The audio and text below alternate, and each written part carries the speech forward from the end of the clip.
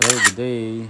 Nandito tayo to test itong dalawang klase ng steak, Brazilian rib eye at saka itong porterhouse.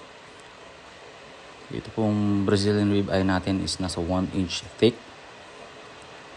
And ito naman medyo manipis yung porterhouse natin, and I would recommend na mas makapal siya para mas mainam lutuin. So ito na, lalagyan na natin siya ng mga herbs and spices. Hahatiin ko to sa tatlo. Yung Brazilian rib eye and itong porterhouse, lalagyan ko ng herbs and spices.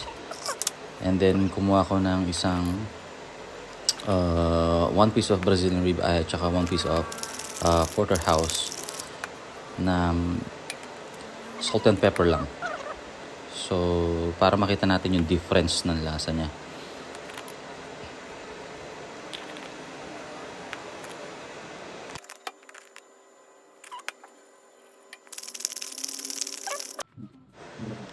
So, ito na yung salt and pepper lang ilalagay natin.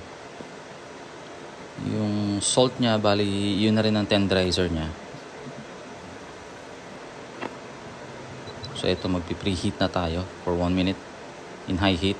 Tapos ito yung other ingredients natin na isasama natin for the steak. So para sa Brazilian rib eye, 60 seconds each side. Kasi ayoko ng overcook. Gusto ko at least medium rare para malambot. Ito, naglagay tayo ng dried rosemary since wala tayong yung fresh na rosemary. And then ito na yung porterhouse natin, 20 seconds each side dahil medyo manipis siya.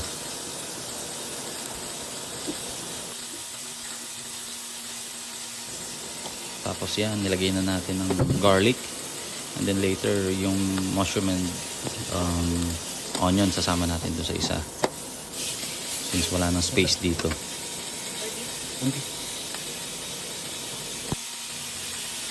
Ito, naglagay ako ng butter.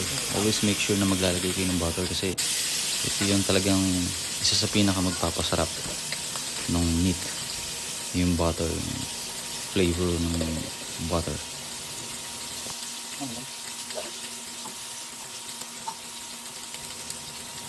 So ito na yung onion natin and yung mushrooms. Mahilig kasi akong kumain ng steak with onion and mushrooms and also garlic. At sana merong buttered vegetables, kaso wala akong available.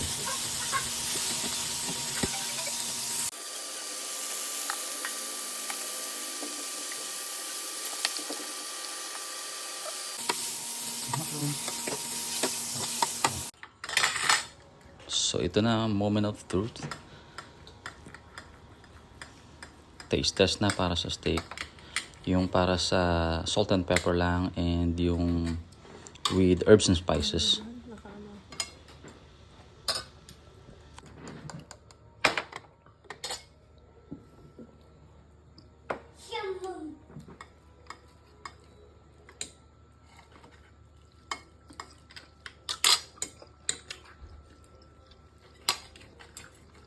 Mushroom.